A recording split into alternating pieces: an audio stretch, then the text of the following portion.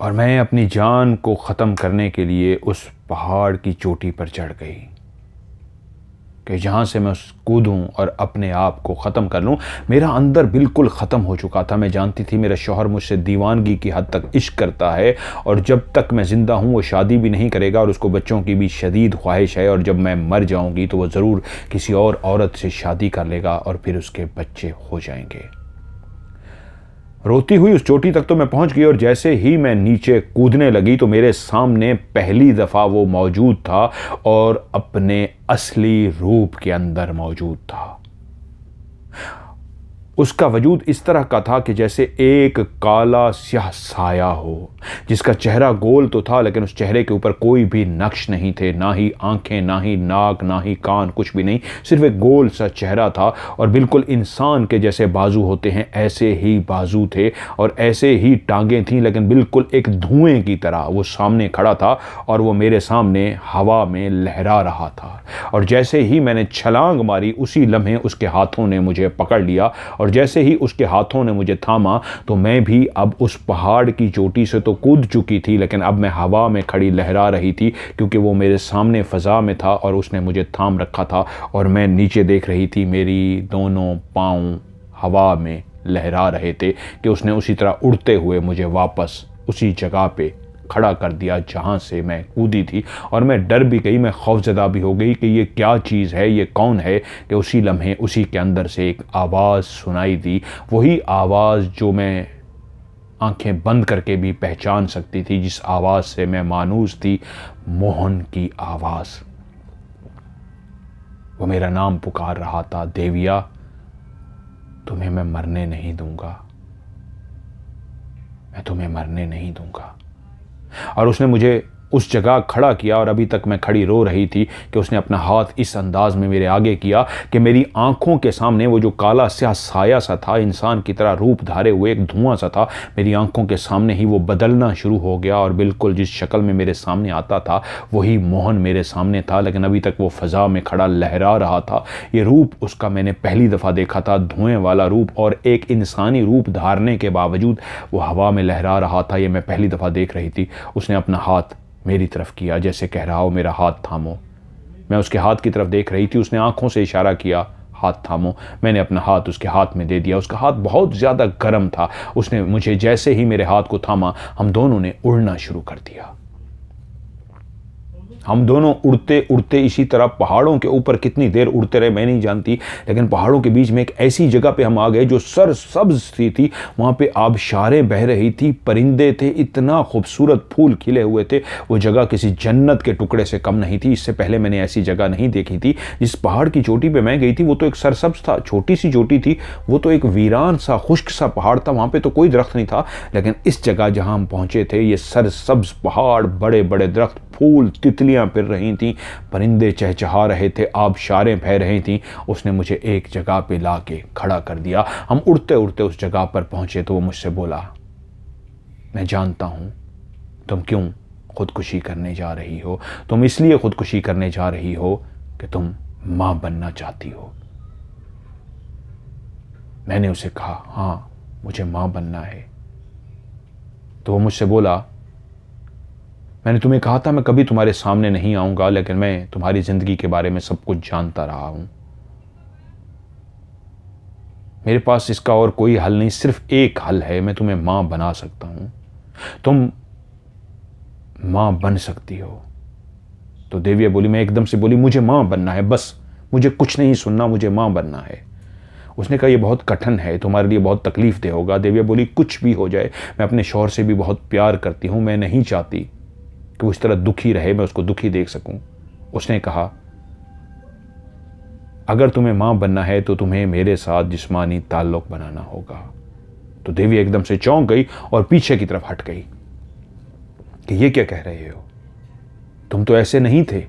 तो उसने कहा, हाँ मैं अभी भी तुमसे प्यार करता हूं, ऐसा नहीं हूं, लेकिन जो मैं देख रहा हूं वो एक ही हल है कि तुम्हें मेरे साथ ताल्लुक बनाना होगा और उसी के नतीजे में तुम्हारा एक बेटा पैदा होगा जो बहुत हसीनो जमील होगा। लेकिन उसके लिए मैं मजबूर हूं, मैं कुछ भी करूं, इससे बढ़ के मैं कुछ नहीं कर सकता कि वो बेटा जब जवान होगा तो मेरी ही कबीले की एक लड़की उसको अपने साथ ले जाएगी, वो हमारा ही होगा, वो जिनात का बेटा होगा। और जैसे ही हम उसको लेने के लिए आएंगे तो उसी वक्त आप फिर से मां बन जाओगी अपने शौहर की बच्चों की मां बन जाओगी। जो मैं जानता हूं सिर्फ यही एक हल है, उसके अलावा कोई हल नहीं, कि मैं तुम्हें एक बेटा दूं जो मेरा एक बेटा होगा, उस जिनजादे का बेटा होगा। मैं अपने कबीले का अब सरदार हूं, लेकिन मुझसे भी मेरा बाप अभी है, लेकिन मैं फिर भी एक बहुत बड़े सरदार का बेटा हूं। वो बेटा मेरा होगा और मेरी ही कबीले की एक सरदार की बेटी से उसकी शादी होगी, हम उसको ले जाएंगे। लेकिन जब वो जवान होगा, हम उसको लेने के लिए आएंगे, तो उसी वक्त देविया आप मां बनोगी और आपके यहां एक नहीं 2 बच्चे होंगे। लेकिन अगर आप शौहर से अभी कोशिश करती रहो तो आप मां नहीं बन सकती। और मुझे गलत मत सोचना कि मैं कुछ ऐसी बात कर रहा हूं या तुम्हें आज मैंने हाथ टच किया है तुम्हें बचाने के लिए। तुम जानती हो मेरा प्यार सच्चा है, मैंने कभी तुम्हें टच तक नहीं किया, लेकिन अब यही मजबूरी है, इसके सिवा कुछ भी नहीं हो सकता। देविया कहती है, मैं वहीं ज़मीन पर बैठ गई और मेरा दिमाग शाएं शाएं कर रहा था, मैं फैसला करूं तो क्या करूं, मुझे कुछ भी समझ नहीं आ रही थी। उसने एक ऐसी बात बता दी थी, करती हूं तो भी गलत है, नहीं भी करती तो भी गलत है। अगर नहीं उसकी बात मानती तो फिर खुदकुशी की तरफ जाना पड़ेगा। शौहर को कैसे कहूं मुझे छोड़ दो और छोड़ के कोई और शादी करो। और शौहर मुझसे इतना मोहब्बत करता था, वो कई दफ़ा कह चुका था, औलाद होगी तो तुमसे होगी, अगर नहीं होगी तो मैं कोई और शादी नहीं करूँगा। क्योंकि देविया अपने शौहर को ये ऑफ़र कर चुकी थी, अगर मुझसे बच्चे नहीं हो रहे तो आप और शादी कर लीजिए। तो उसने कहा, नहीं होंगे बच्चे तो तुमसे होंगे, अगर नहीं होंगे तो मैं और शादी नहीं करूँगा। और वो जान चुकी थी कि इसका एक ही हल है, मैं मर जाऊं तो फिर ये शादी कर सकता है, वरना मेरे होते हुए इतना मुझसे मेरा शौहर अखिल प्यार करता है, ये शादी नहीं करेगा। इसलिए वो ये फैसला कर रही थी। तभी काफ़ी सोचो विचार के बाद वो सोचती रही और वो उससे बोला, अगर तुम्हें अभी फैसला करने में मुश्किल आ रही है तो मैं फिर तुम्हें लेने आऊँगा और फिर तुमसे पूछने आऊँगा। वो कुछ देर वहीं बैठी सोचती रही और उसके बाद बोली, मुझे बच्चा चाहिए, मैं अपने शौहर को खुश देखना चाहती हूँ, मैं वाकई अपने शौहर से प्यार करती हूँ, इसलिए मैंने तुमसे वादा लिया था कि तुम कभी भी मुझे नुकसान नहीं पहुँचाओगे, और तुमने कभी नहीं नुकसान पहुँचाया, वादा निभाया है। क्योंकि मैं चाहती थी मैं अपने वालिदैन की इज़्ज़त को मट्टी में मत मिलाऊँ। जहाँ वालिदैन ने कहा मैंने शादी कर ली, और आज मैं अपने शौहर से बहुत जुनून की हद तक प्यार करती हूँ, लेकिन उसको खुशी देनी चाहती हूँ। और उसी खुशी देने के लिए उसने वहीं पर फैसला किया और उसी जिनजादे जिसका नाम मोहन था उसके साथ उसने एक जिस्मानी ताल्लुक़ बनाया। ये वो कहानी अपने शौहर को बैठी बता रही है चारपाई पे। कह रही है, मैंने उसके साथ वहाँ जिस्मानी ताल्लुक़ बनाया, लेकिन वो मेरे लिए इतना तकलीफ़ दे था वो ताल्लुक़ एक जिनजादे के साथ, कि उसके बाद मैं 15-20 दिन मुसलसल बुखार में लेटी रही थी। मेरा वजूद ऐसे लगता था जैसे जल रहा हो, मेरे वजूद से आग निकलती थी। याद है आपको? और अखिल को याद आ गया कि हाँ, उसकी बीवी बहुत शदीद बीमार हो गई थी, ऐसे लगता था जैसे मरने के करीब होगी हो, हर वक्त उसके जिस्म से आग ही आग निकलती थी। वो कहती है वो उस जिस्मानी ताल्लुक़ की वजह से था जो मैं बर्दाश्त नहीं कर सकी थी। और फिर ये हुआ कि मैं उम्मीद से हो गई, मेरी कोख में एक बच्चा पलने लगा जो मैं समझ गई थी ये मेरा नहीं, उस जिनजादे मोहन का है। और फिर हमारे यहाँ चंद्रा पैदा हुआ। लेकिन मैं पहले से ही जान चुकी थी कि ये हमारी औलाद नहीं है, ये अमानत है, वो ले जाएंगे और उसके बाद हमारे यहाँ औलाद पैदा होगी। लेकिन मुझे ये नहीं पता था कि आगे क्या होगा। बस ये था कि बस मैं आपको खुशी दे सकूं, एक फ़िलहाल बच्चा चाहिए, और हमारे यहाँ एक बच्चा पैदा हो चुका था। आप बहुत खुश थे, आप बहुत पागल हो गए थे बच्चे की पैदा होने पे। आपको मैंने इतना खुश देखा कि मैं हर दुख भूल गई, इस बात को भी, उस बोझ को जो मेरे दिल पे बोझ था, मैंने अपने शौहर से बेवफाई की, लेकिन अपने शौहर को खुश करने के लिए ऐसा किया था, लेकिन वो बोझ था मेरे ऊपर। लेकिन आपको खुश देखती थी तो मैं भी खुश हो जाती थी। आप बहुत खुश थे, आप चंद्रा के साथ बहुत खेलते, खुश होते, और आपको देख के मैं खुश होती। वहीं पे हमारी जो ज़मीन जो बंजर पड़ी हुई थी, हमारे पास इतना सरमाया नहीं था कि हम कुछ कर सके, हम दोनों को भूखा रहना पड़ता। और मैंने ही आपको मशवरा दिया था कि उस ज़मीन को हम आबाद करते हैं, वो मुझे मोहन ने ही कहा था। मैंने उससे मदद नहीं मांगी थी। वो खुद एक दफ़ा आप शाम को घर आने वाले थे तो उससे 1 घंटा पहले वो घर में आया था, सांप के रूप में, उसी सांप के रूप में जिसको आपने देखा है दरख्त की शाख में, क्योंकि अब वो एक सरदार का बेटा था। वो एक बहुत बड़े सांप का रूप धार के आया था। मैं भी उस सांप को देख के डर गई थी, लेकिन मेरे सामने ही उस सांप ने रूप बदला था और वहीं से वो मोहन बन गया था। और मैंने दरवाजे की तरफ देखा कि कोई आ ना जाए, तो उसने कहा, मैं सब देख आया हूं, अभी बहुत दूर हैं, उनको एक आने में अभी घंटा लगेगा। और मुझसे बोला, मैं जानता हूं आप लोग दोनों तंग हैं, हालात बहुत टाइट हैं, और मेरा भी तो बेटा है चंद्रा, मैं कभी भी ना आता, सिर्फ इतना कहने आया हूं अपने शौहर से कह के वो जो तुम्हारी बंजर ज़मीन है उस पर हल चलाओ, तुम्हारे दिल बदल जाएंगे। मैंने तुम्हारा बंदोबस्त कर दिया है, ये तुम्हारे लिए भी है और अपने बेटे चंद्रा के लिए भी है। मैं उसको एक खुशियों भरी ज़िंदगी देना चाहता हूँ। वो एक सरदार का बेटा है और उसकी शादी भी एक सरदार की बेटी से होगी। उसने मुझसे ये बातें कहीं और उसने कहा, मैं इजाज़त चाहता हूँ। और उसी तरह उसने सांप का रूप धारा और तेज़ी के साथ वो सांप चलता हुआ गायब हो गया। मैंने आपको कायल किया, आपको बहुत ज़्यादा मनाया इस बात पे, और आप कायल हो गए। और उसके बाद जब हल चलाया गया तो वहाँ से वो जो पोटली मिली थी जेवरात की, मैं समझ गई थी कि वो मोहन दे के गया है। मोहन उस ज़मीन के अंदर दबा के गया है ताकि मिल सके और हमारे ज़िंदगी के दिन फिर सकें। और वहीं से ही हमारी ज़िंदगी फिरना शुरू हुई थी। आज जो कुछ भी है ये मोहन की वजह से है। लेकिन जब हमारा बेटा चंद्रा छोटा था और उसको मैं, जब तक वो एक, उसको बोलते हैं चारपाई के नीचे कपड़ा बांध के ना एक झूला सा बना देते हैं और बच्चे को झूला देते हैं, तो कहती हैं कि एक दफ़ा दिन का टाइम था, वो झूले के अंदर लेटा हुआ था, मैं काम काज कर रही थी, वो सो चुका था, कि मैंने पहली दफ़ा वहीं पे एक उसी तरह के सांप को देखा था। जब मैं छोटी थी और मैंने सांप को देखा था तो वो सांप बैठा उसको झूला देख रहा था। मैं डर गई कि एक सांप है घर में। जैसे ही मैं जाने लगी तो उसी लम्हे मैं डरी, मेरा बेटा है, उसको सांप कोई झूला दे रहा है। मेरे जहन से वो सांप, वो मोहन सब निकल गया था। मैं जैसे ही तेज़ी से उसकी तरफ जाने लगी तो वो सांप जो झूला दे रहा था फ़ौरन मेरी तरफ उसने देखा और इस अंदाज में देखा कि मुझे देख के फिर से उसने झूला दिया। मैं एकदम से ठटक गई।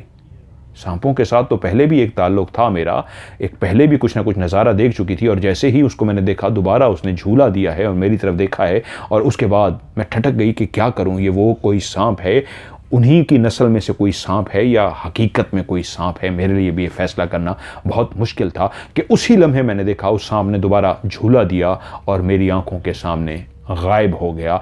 शायद वो मुझे यकीन दिलाना चाह रहा था कि मैं सांप नहीं, रूप धारे हुए एक सांप हूँ।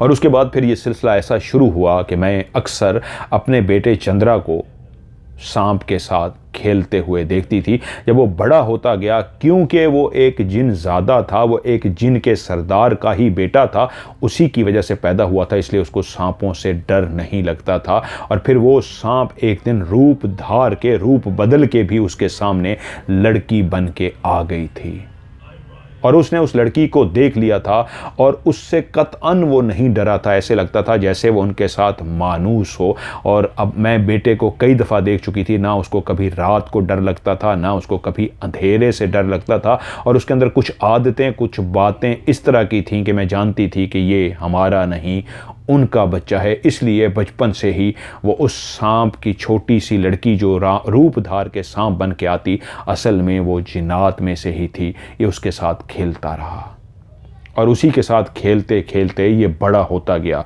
उधर हमारे यहाँ जब से वो जेवरात मिले थे, हमारे दिन बदलने शुरू हो गए, हमें दुनिया जहान की सारी खुशियाँ मिलनी शुरू हो गईं। और मैं जानती थी कि ये सब कुछ उसी मोहन की वजह से है, लेकिन दिल के अंदर एक खौफ ये था कहीं वक्त ऐसा ना आ जाए कि हमारा बेटा चंद्रा हमसे छीन लिया जाए। लेकिन इस बात का भी मुझे यकीन था, वो पहले ही मुझे बता चुका था कि एक दिन मेरे कबीले के लोग इसको लेने के लिए आ जाएंगे। और उसने मुझे ये भी कहा था, मुझे पता है तुम्हारे लिए बहुत तकलीफ दे होगा, तुम तब तक इसके साथ, तुम्हारा शौहर भी बहुत मानूस हो चुके होगे, इसलिए मैं दोबारा कोशिश करूंगा कि बहुत कम तुम्हारे सामने आ सकूं। जब हमारा बेटा चंद्रा छोटा था तो मैं बहुत सारी बातें उसके अंदर देख चुकी थी। मैं तो इस राज से वाकिफ थी, आप देखते तो यकीनन चौंक जाते, क्योंकि एक दफ़ा मैंने उसको देखा था बाहर खेलते हुए, उसके सामने एक जहरीला सांप आया था।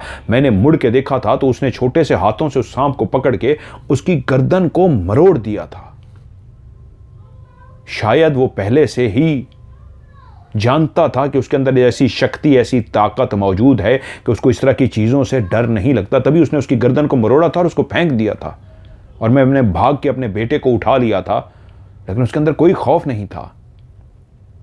और लेकिन एक रात जब मैंने उसके कमरे के अंदर एक सांप को जाते हुए देखा था तो ज़रूर चौंक गई थी कि कहीं ये सांप ना हो। लेकिन जब मैंने देखा अंदर से किसी के बोलने की आवाज़ आ रही है, कमरे के अंदर मेरा बेटा एक लड़की के साथ बात कर रहा है। कमरे में अंधेरा होने की वजह से मैं उसकी शक्ल तो नहीं देख सकी, लेकिन उसकी क्लियर आवाज़ को सुन सकती थी कि अंदर कोई उसके साथ है और वो दोनों आपस में बात कर रहे हैं। और मैंने उसी वक्त दरवाजे को खटखटा दिया था, चंद्रा बेटा दरवाज़ा खोलो। और चंद्रा ने उठ के दरवाज़ा खोल दिया था। इस अंदाज में उठ के आया था जैसे वो सो रहा हो। कमरे में अंधेरा था और मेरे दरवाज़ा खटखटाने पे पहले उठ के उसने कमरे के अंदर उजाला किया, रोशनी की, और उसके बाद उठ के उसने कमरे का दरवाज़ा खोला। तो दरवाज़ा खोलते ही मैंने देख लिया और मैं अंदर दाखिल हो गई कि उस लड़की को देख सकूं वो कौन है, लेकिन कमरे के अंदर कोई भी लड़की नहीं थी। और मैं समझ गई थी कि अब अभी से ही इस उम्र में ही वो इसके साथ मेल जोल रखे हुए हैं और ये मुझसे भी छुपा रहा है।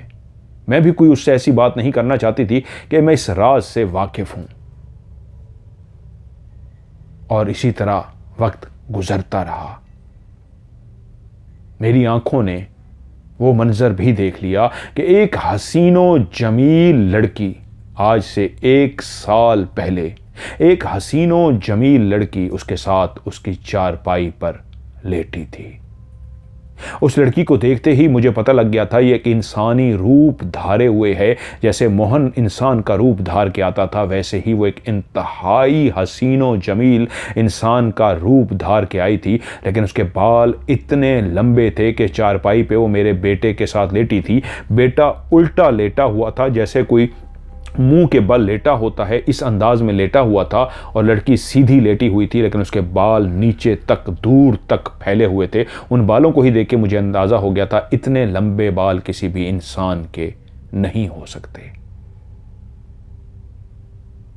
और जब मैं दूर से खड़ी उनको देख रही थी तो बेटा तो मुझे नहीं देख पा रहा था, उस लड़की ने मेरी तरफ देख लिया था, लेकिन इस अंदाज में कि जैसे अगर वो देख भी रही है तो कोई बात नहीं। और तब मेरे दिल की धड़कन तेज़ हो गई थी कि अब बेटा भी जवान हो चुका है और एक जवान लड़की उसके पास लेटी है। तो मेरे दिल की धड़कन इसलिए तेज़ हो गई थी, शायद वो वक्त वो आने लगा है जिससे मैं डरती थी कोई मेरे बेटे को मुझसे छीन ना ले। लेकिन मुझे पता था एक दिन आएगा, ये चला जाएगा, और मैं इसके लिए तैयार थी।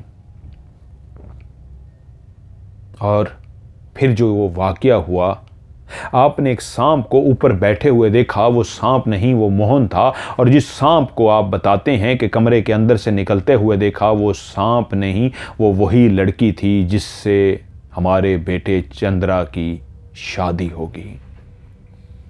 और जब आप जोगी को बुला के ले आए तो फिर मुझे लगा कि वक्त आ गया है मैं आपको बता दूं, क्योंकि उससे कुछ दिन पहले ही मुझे भी महसूस होना शुरू हो गया है जैसे मैं उम्मीद से हूँ माँ बनने वाली हूँ।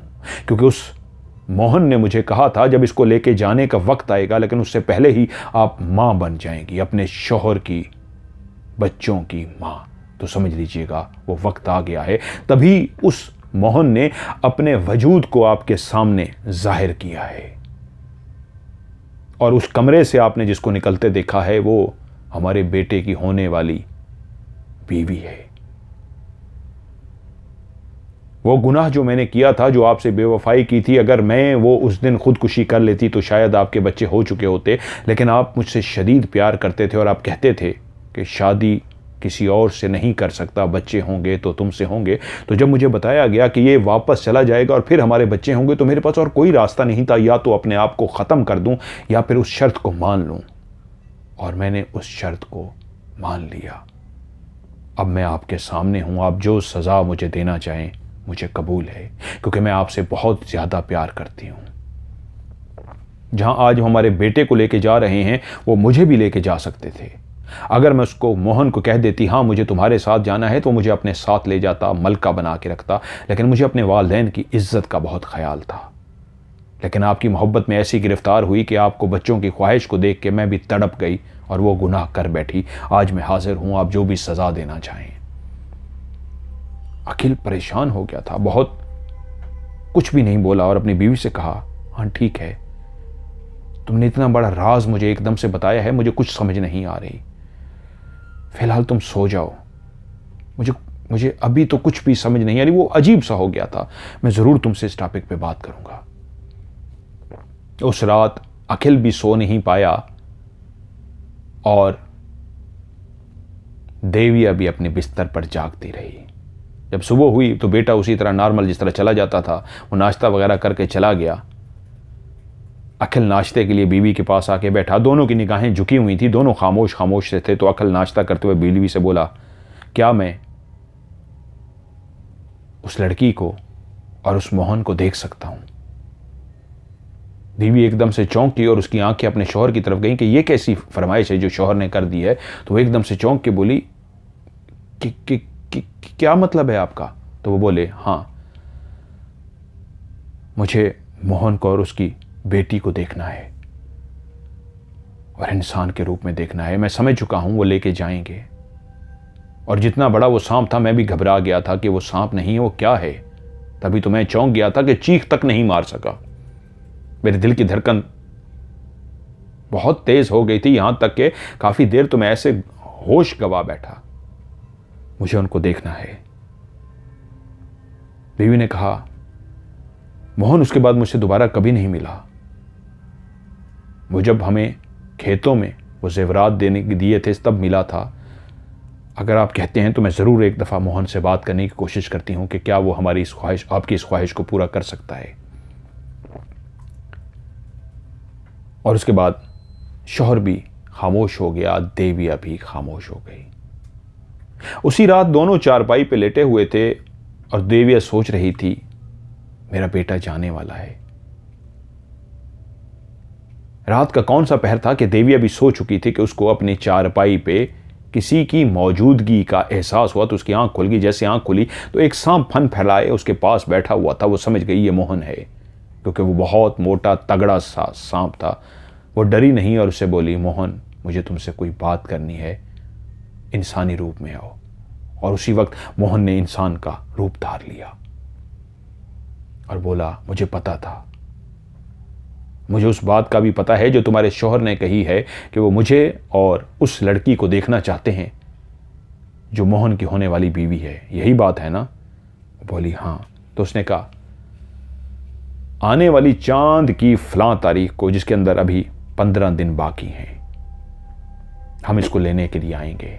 मैं और मेरे साथ वही लड़की होगी जो मेरे बेटे की बीवी बनेगी। वो भी एक सरदार के कबीले के सरदार की बेटी है। लेकिन उस चांद की उस रात से पहले, एक रात पहले, तुम और तुम्हारे शौहर हमें देख सकोगे, लेकिन उसके बाद कभी भी जिंदगी भर आप हमें नहीं देख सकोगे। मैं मजबूर हूं, मेरे कबीले की भी कुछ रिवायात हैं, मैं उसको तोड़ नहीं सकता, इसलिए ऐसा कह रहा हूं, वरना मैं आपकी ख्वाहिश का एहतराम करता। यह भी मेरे लिए बहुत मुश्किल है कि लेके जाने से पहले मैं अपने आप को और उस लड़की को आपको दिखा सकूं। मेरा कबीला इस पर सख्त नाराज होगा, लेकिन जैसे कैसे मैं इसकी इजाज़त ले लूँगा। लेकिन अपने शौहर से कहिएगा वो कोई भी बात ना करें, खामोश रहें। और उसके बाद मोहन वहाँ से चला गया। सुबह उठ के फिर से मियाँ बीवी नाश्ते की उस जगह पे बैठे थे तो बीवी बोली, हाँ वो रात आया था। और उसने सारी बात उसको बता दी कि चांद की उस तारीख को वो चंद्रा को लेकर चले जाएंगे और उससे एक रात पहले आप चंद्रा को देख सकते हैं। अब दोनों मियां बीवी खामोशी के साथ इंतजार करते कि वो चांद की तारीख आने वाली है, उनका चांद सा टुकड़ा बेटा चंद्रा जाने वाला है। और क्या होने वाला है वो नहीं जानते थे। खामोशी के साथ एक दूसरे को देखते, बातें कम करते और दिन गुजारते गए, यहां तक कि वो रात आ पहुंची जिस रात उन्होंने आना था। उस रात अखिल और देविया अपने कमरे में लेटे हुए थे। कमरे के अंदर उन्होंने अंधेरा नहीं किया था, रोशनी करके लेटे हुए थे कि उसी लम्हे तकरीबन रात के कोई 11-12 बजे का टाइम होगा, बाहर कमरे के उसी दरवाजे के बाहर दस्तक हुई। अखिल ने बीवी से कहा, उठ के खोलो। बीवी आगे बढ़ी और उसने दरवाजा आराम से खोल दिया। दरवाजा खोल के जैसे ही पीछे हटी, तो जैसे दरवाजा खोल रही थी कोई भी सामने नहीं था। जैसे ही दरवाजा खोल के वो पीछे हटी तो उसी वक्त अखिल की आंखों ने देखा कि बिल्कुल गायब से, जैसे एकदम से कोई रूप धारता है, ऐसे सामने अंधेरा था लेकिन एकदम से रोशनी सी आई और उस रोशनी ने रूप धार लिए। 2 रूप, एक रूप मोहन का था और एक रूप हसीनो जमील लड़की का। लेफ्ट साइड पे मोहन खड़ा था, राइट साइड पे वो लड़की खड़ी थी और अखिल उनको देखकर हैरान रह गया। वो दोनों इतने हसीनो जमील थे कि सोच भी नहीं सकते थे। इतने हसीनो जमील अखिल ने आज से पहले किसी इंसान को नहीं देखा था। वो दोनों इंसान का रूप धार के खड़े थे और तभी उस लड़की ने, जो हसीनो जमील बहुत ही खूबसूरत रूप में खड़ी थी, अपने हाथ में एक पोटली पकड़ी हुई थी और उसने वो पोटली इस अंदाज में आगे की जैसे देविया से कह रही हो, ले लो ये। देविया आगे बढ़ी खामोशी के साथ और उसने वो पोटली अपने हाथ में ले ली और तभी मोहन बोला, हमारे जाने का वक्त आ गया, आप लोग भी इस घर को छोड़ दीजिएगा, इस गांव को छोड़ दीजिएगा, इजाजत चाहते हैं, ये कहा। और उसी वक्त उन दोनों ने वहीं पे खड़े खड़े एक रूप धारा। लेफ्ट साइड पे जहां मोहन था वैसे ही एक शीशनाग सा, एक असदहा सा, बड़ा सा, मोटा सा सांप बन गया और साथ में एक लड़की जो थी वो उसी तरह एक छोटी सी सांप बन गई और दोनों चलते हुए, रेंगते हुए दूसरी तरफ चले गए। अभी तक उस कमरे में वो पोटली लिए खड़ी थी और अखिल आंखें झपकाए बगैर अभी तक बैठा था कि ये सच है। उसने उन दोनों को रूप धारते हुए, रोशनी से इंसान, इंसान से सांप बनते हुए और साइड पे जाते हुए देख लिया था। वो चुप करके बैठा हुआ था, उसको कहा गया था बोलना नहीं है। अब वो सोच रहा था कि कल का दिन सिर्फ बेटे से मिल सकूंगा, परसों तो बेटा चला जाएगा, कल का दिन सिर्फ मिल सकूंगा, रात के टाइम तो बेटे को ले जाएंगे। और मोहन कह गया था, उसने मोहन का लहजा और आवाज पहली दफा सुनी थी कि इस गांव को छोड़ दीजिएगा। और उसके बाद उस पोटली को कांपते हुए हाथों के साथ जब उसने खोला तो वो जो पहले एक पोटली मिली थी, ये उससे भी कई गुना ज्यादा जेवरात थे। वो दोनों उस रात अपने अपने बिस्तर पर तो लेट गए लेकिन दोनों एक दूसरे से बोले नहीं। वो जो पोटली जेवरात से भरी हुई थी उसको साइड पे रख दिया गया और दोनों लेटे रहे। जब सुबह हुई, माँ अपने बेटे को जगाने के लिए उसके कमरे में गई तो उसका दरवाज़ा खुला हुआ था और बेटा कमरे के अंदर नहीं था। माँ ने आवाज़ें दी, चंद्रा, चंद्रा बेटा, चंद्रा, और चंद्रा कहीं पे नहीं था। इधर उधर देखती रही कि चंद्रा कहाँ चला गया और वो घर में ढूंढते रहे तो घर का दरवाज़ा जहाँ से बाहर निकलते हैं घर से, वो तो अंदर वाली साइड से बंद था लेकिन चंद्रा घर में नहीं था। वो इधर उधर ढूंढते रहे, दोनों बेचैन हो गए। उन्होंने तो आप बेटे से मिलना था, रात को उन्होंने लेके जाना था। वो जो चांद की खास तारीख बताई गई थी वो तो रात को आनी थी, लेकिन वो पोटली दे के चंद्रा को अपने साथ ले गए थे। दोनों मियां बीवी धाड़े मार के रोते रहे, उनका बेटा जा चुका था। और उसके बाद बीवी ने कहा एक आखिरी बात जो उसने मुझसे कही थी कि हमारे कबीले की भी रिवायात हैं जो हम उसको नहीं तोड़ सकते, तो आप भी ना तोड़िएगा। जैसा आपसे कहा जाए वैसा कीजिएगा, नहीं तो मैं नहीं तो मेरा कबीला आपको नुकसान पहुंचाएगा। इसलिए मैं मां बनने वाली हूं, ये ज़मीनें, ये घर बेचिए, हमें यहाँ से जाना है।